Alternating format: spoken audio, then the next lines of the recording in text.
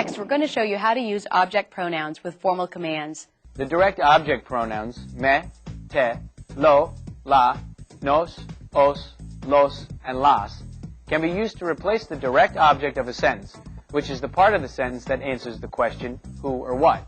You use it before the conjugated verb in a sentence, or you can attach it to the end of a verb if it's in the infinitive or present participle form.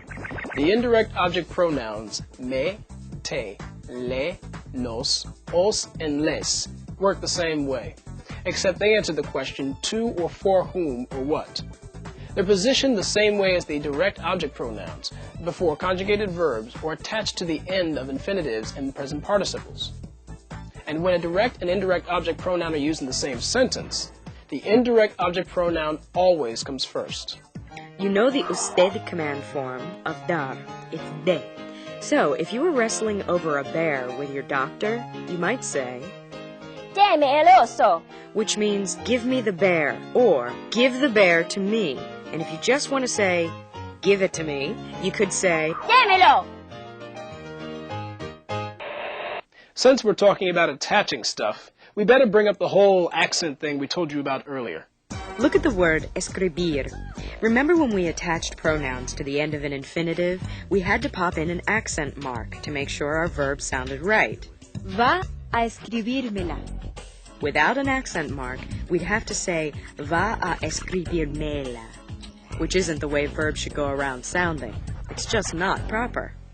We only have one more thing to cover in the formal command section. No, we don't. Yeah, we do, and that's making negative commands. Fortunately, telling someone not to do something is a snap. No, it isn't. Yeah, it is. Check this out. All you have to do to make a negative command is throw the word no in front of the verb. So to say don't run, you'd say no corra or no corran. Ande de ustedes. No corran.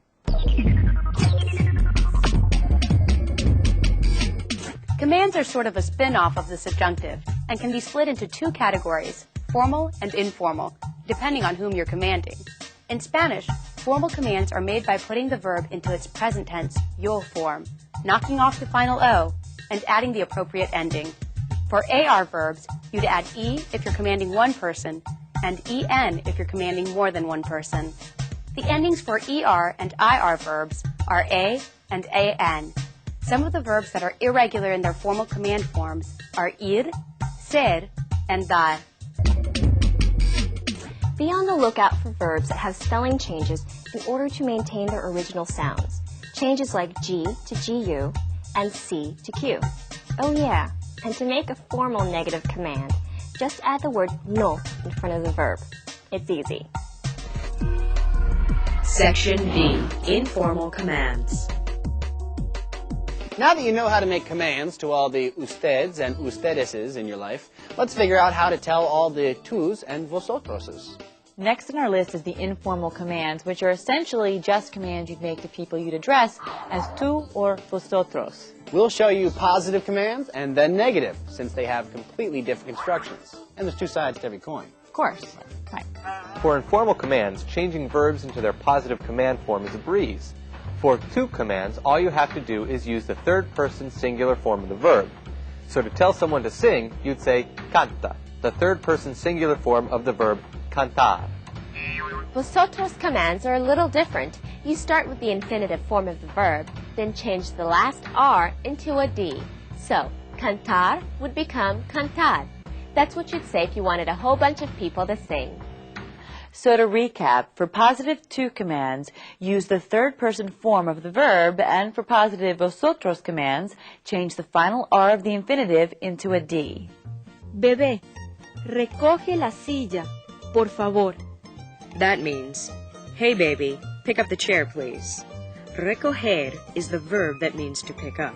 So to make a to command out of it, all you have to do is use the third-person form, recoge. Volad, volad, bonitos míos. If you were telling a bunch of birds to fly, you'd want to use the plural informal command form of the verb, volar, to fly. Just zap that final R into a D. Volad vosotros. Negative tu and vosotros commands are formed differently than positive ones. You can't just add the word no in front of them. They have their own special construction. They're sort of formed the same way as the usted, ustedes commands we learned earlier. Here's how you make negative tu and vosotros commands. We'll start with the AR verbs. So let's use dibujar, which means to draw. First we take the yo form, dibujo. Then we knock off the O, and lastly we add an ES for the singular form, dibujes. Then an accented EIS for the plural form, dibujais. So, to tell someone not to draw, you'd say, No dibujes tú.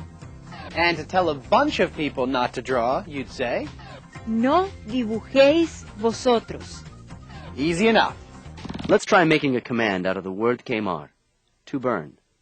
To tell someone not to burn the bacon, you'd say, No quemes el tocino. see what we did? We conjugated quemar into its yo form, quemo. Then we knocked off the O and added es, no quemes. So we could say the positive form, quema el tocino, or the negative form, no quemes el tocino, depending on how you like your bacon cooked. Oh yeah, and if a couple people were about to burn the bacon, you'd say, no quemes el tocino. No quemes is made the same way. It just has a different ending. Now let's look at the negative informal command forms of ER and IR verbs. We'll use mover, a stem change verb that means to move, and discutir, to discuss. Again, we take the yo forms of the verbs, muevo and discuto. We knock off the O's and we add an AS to the tu form and an accented AIS to the vosotros form. Don't move the cat. No muevas el gato. Don't discuss politics with your father-in-law. No discutas de política con tu suegro. Take a look at the verb freír, which means to fry. Now say you want eggs with your bacon, but you don't want your egg fried. You take the yo form of freír, which is frío. Yep, it's irregular, but that doesn't matter. We just knock off the O and add AS. No frías. No frías el huevo. Don't fry the egg. If you were asking more than one person not to fry the egg, you'd say, no friáis, of course. So that's the deal for normal, positive, and negative informal commands. Now do you know what it's time for? That's right, our irregulars. There are quite a few irregular tu commands out there, but we're going to zoom in on 5 familiar faces.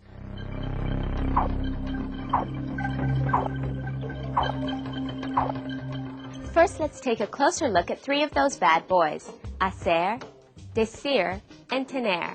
These 3 verbs have completely normal negative tu command forms. No hagas. No digas. No tengas. And completely normal vosotros command forms, both positive and negative. Hacer, decir, tener. No hagáis. No digáis. No tengáis. The only informal command forms these verbs have issues with are their positive tu command forms. Haz, di, ten. Simple, short, and sweet. So to say, make the bed, you'd say, haz la cama. Tell me, dime, have an apple. Ten una manzana. Fun, huh? Now let's look at ser and ir, which are messed up through and through. We'll start with ser.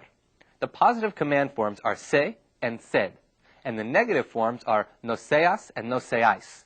So to say be good to a little child, you'd say, Sé bueno. and to tell all the neighborhood children not to be good, you'd say, No seáis buenos. although telling the neighborhood kids not to be good may not be a phrase you'll want to use too often. Id is strange too. The positive forms are ve and id, and the negatives are no vayas and no vayáis. So to tell your friend not to go, you'd say, No vayas. and to tell a bunch of friends to go, you'd say, Id. just like that part of your psyche. So keep your eyes open for those irregular informal commands. Love those tu and vosotros commands. Die! Die, dinosaurs! Don't be afraid, Ferdinando. Have courage. Yes, I'm going to be brave like my love. You, Sophia.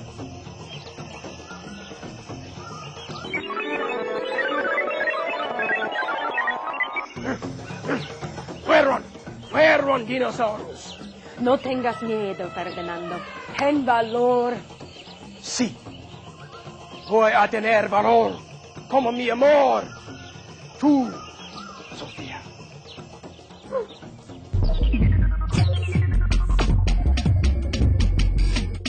In Spanish, informal commands are used to address people you refer to as tú or vosotros. To make a tú command, you use the present tense third-person form of the verb. For vosotros, just change the final R of the infinitive to a D. For negative tú and vosotros commands, you have to do more than just add no. You do start with no, but then you add the form of the formal command singular, and add s for the tú form, or is plus an accent on the last vowel for the vosotros form.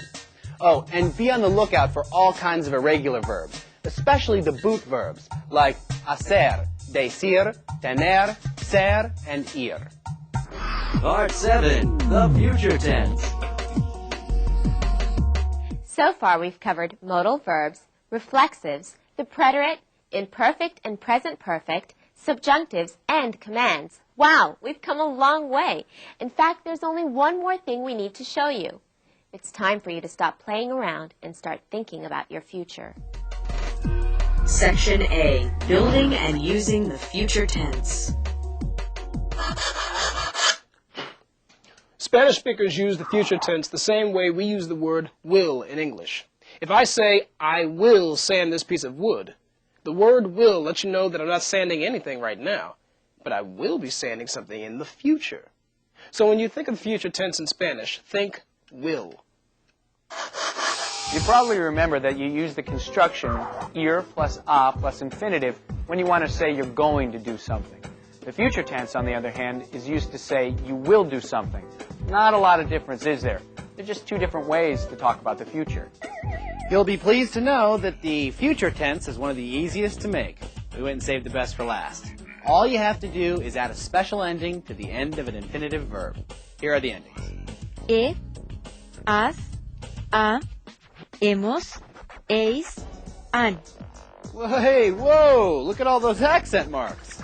This is a set of endings you'll use with every Spanish verb out there, whether it be AR, ER, or IR.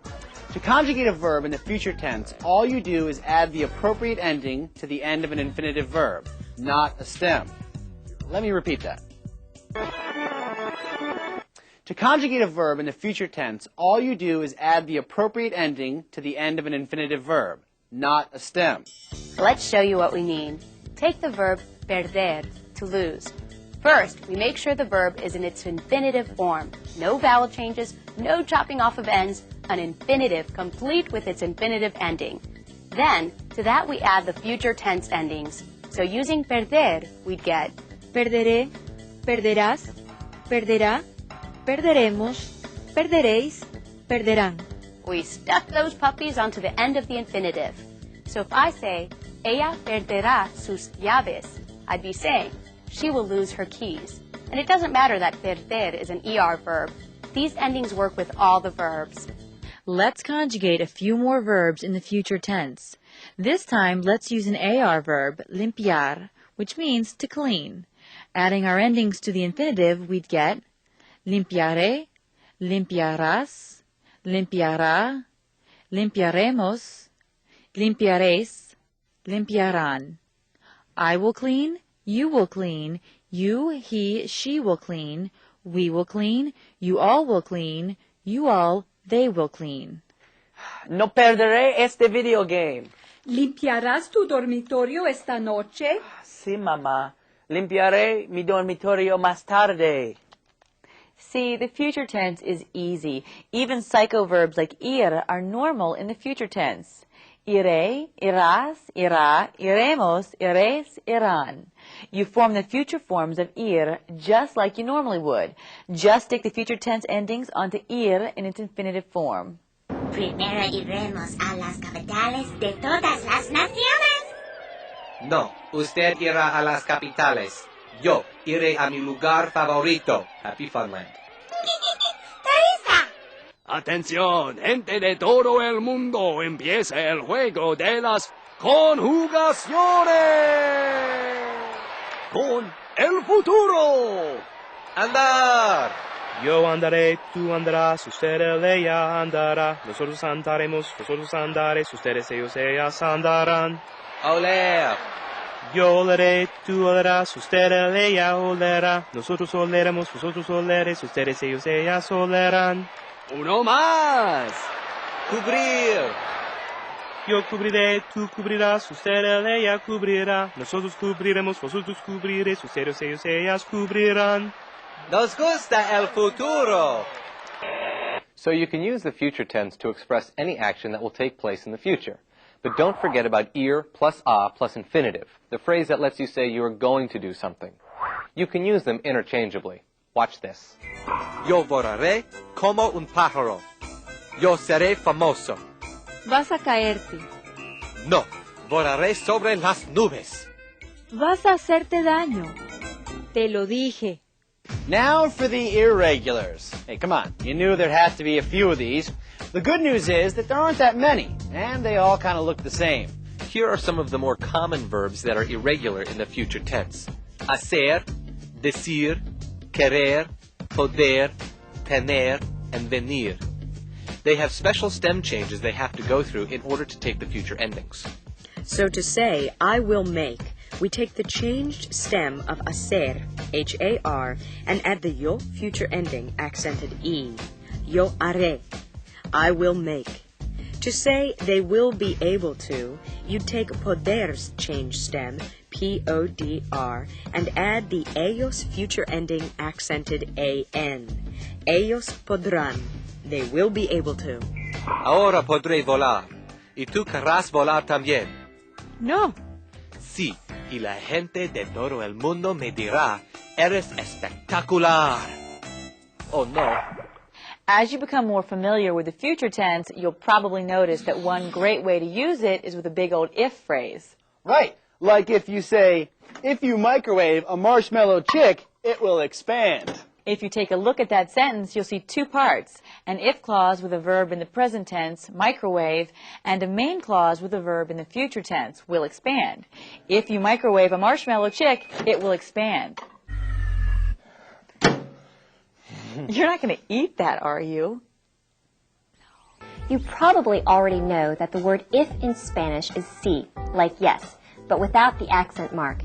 Fortunately, these if sentences translate literally from English to Spanish, and since you know how to conjugate verbs in the present and future tenses, you have all the tools you need. Si lo construyes, ellos vendrán. Si lo construyes, ellos vendrán. Let's take a look at that sentence. Si lo construyes, ellos vendrán. First, all the mysterious voice had to do was write an if clause, si lo construyes, if you build it. And check out how it kept the verb construyes in the present tense. Oh yeah, construyes is the to form of the verb construir, to build. Next, it tacked on the main clause, ellos vendrán, they will come, and it used the future tense of the verb to come, vendrán. And it translates literally into English, which is always nice. Up to now, everything we've said about the future tense has been pretty straightforward, since it works the same way as it does in English. But in Spanish, the future tense can be used for more than just talking about the future. Section B, the future tense and probability. Like we said, it's pretty obvious that you can use the future tense to express actions that take place in the future. But Spanish speakers also have another use for this lovely construction. They also use it to express probability. Yes, Spanish speakers use the future tense to express actions that are probable but uncertain. Let's take a look at an example, and then we'll break it apart and show you what we're talking about. Check out the question. ¿Qué hora será? Since será is the future form of the verb ser, you could translate this as, what time will it be? But since Spanish speakers use the future tense to express uncertainty, it could also translate to, I wonder what time it is. Now suppose we answer, será la una. We know we could translate that into, it will be 1 o'clock, but we could also translate it to, it's probably 1 o'clock. How do you know which? Context, my friend.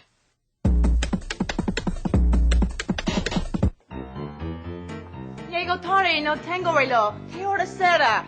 Serán las 4 de la tarde. Sí, son las 4. Muchas gracias, señor. Señor.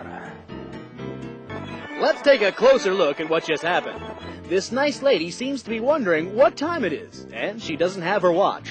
Llego tarde y no tengo reloj. ¿Qué hora será? ¿Qué hora será?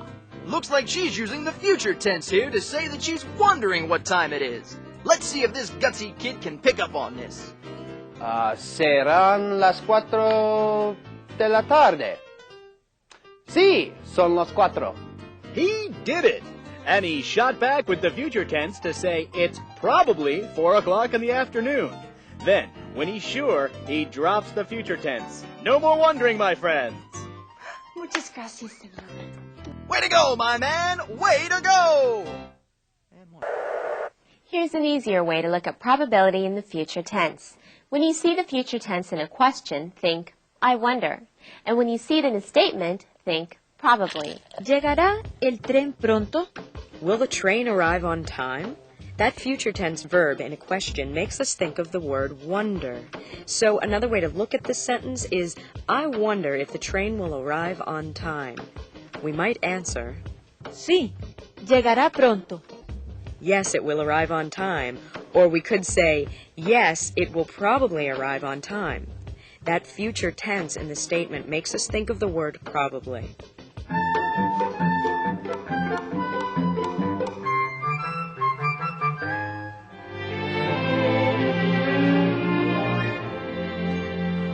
A fortune teller. How fun! Sit. I will tell you your futures. You will win the lottery and be rich. You will have a huge mansion. But you will fall and hurt your head. I may not fall. How do you know my future?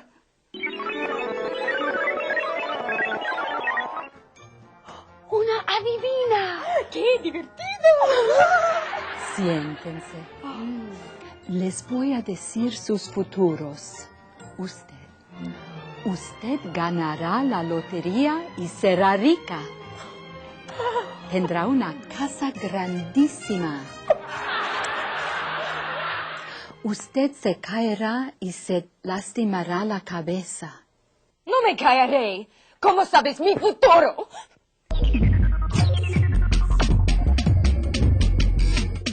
The future tense serves two main purposes. The first, obviously, is to express actions that will happen in the future, and the second is to express probability.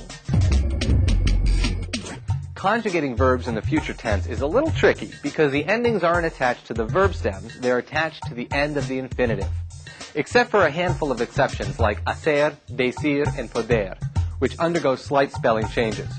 Also, there's only one set of endings that's used for all verbs, be they AR, ER, or IR. The future endings are as, a, hemos, es, and an. Just stick them onto the end of the infinitive and away you go. There! We told you you'd learn a lot about verbs. We're done, right? Yes. Okay. Hopefully you now have not only a bunch of new tenses at your disposal, but an understanding of modal verbs, the reflexive, and mood.